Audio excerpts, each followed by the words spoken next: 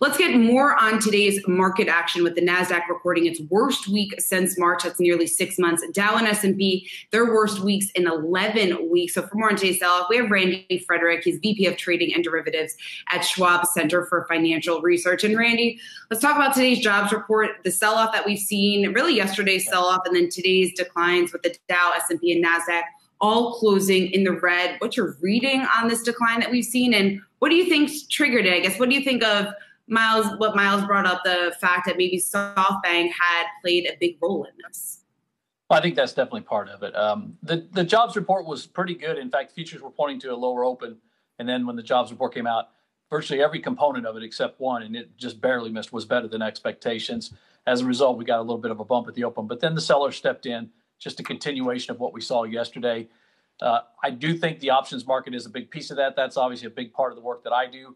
One thing that or a number of things I've pointed out over the last few weeks is that equity option volume has been huge.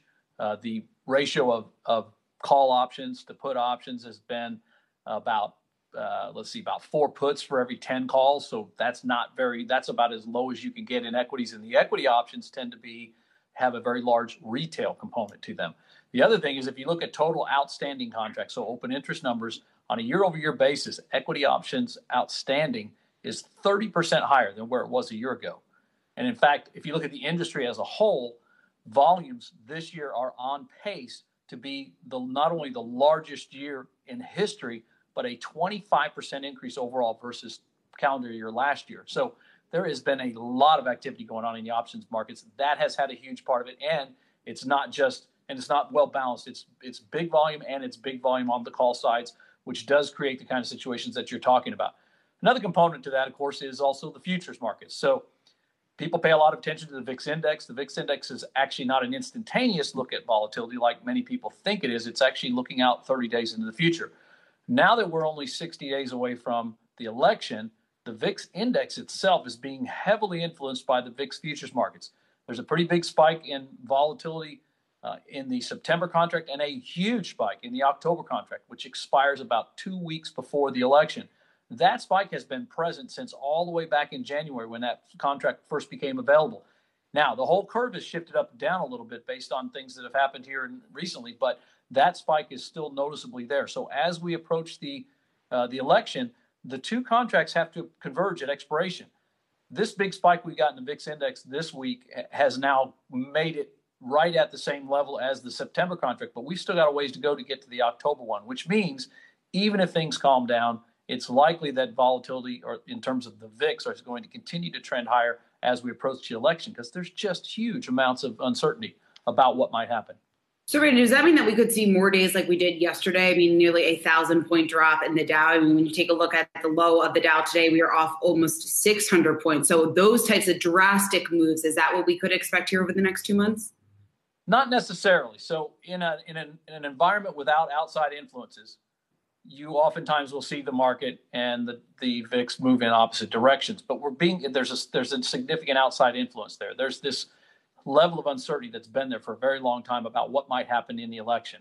Now, what makes that tricky is it's not just the presidential election, it's also the Senate and the House and the makeup of the three.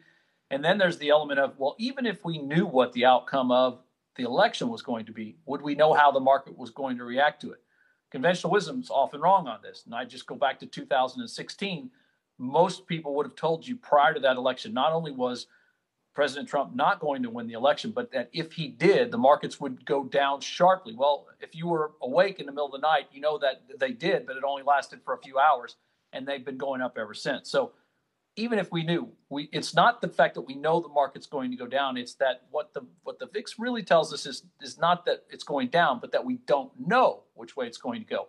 And that's really what the gauge is. It's gauging the uncertainty.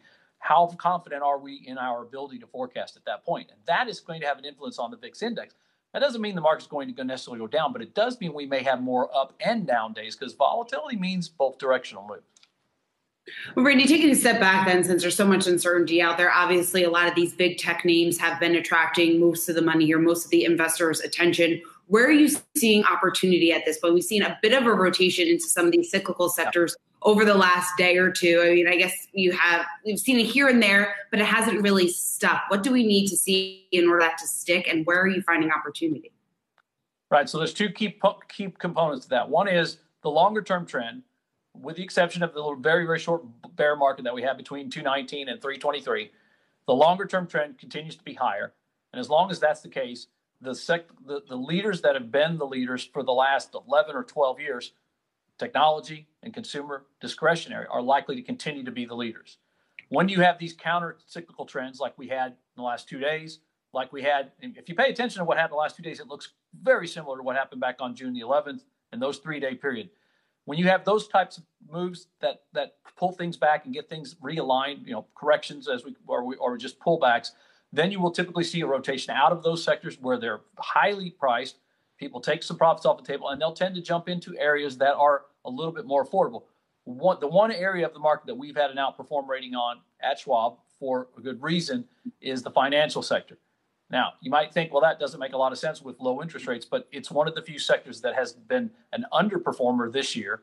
It doesn't have the kind of structural issues that the energy sector has, and assets in that area are a little bit more affordable than some of the others. So when you see people take money off the table in high-performing sectors like consumer discretionary or technology, they'll tend to look for bargains there. And if the bull market continues and it broadens out, which is a good thing, you will typically find people doing bargain hunting in areas like that.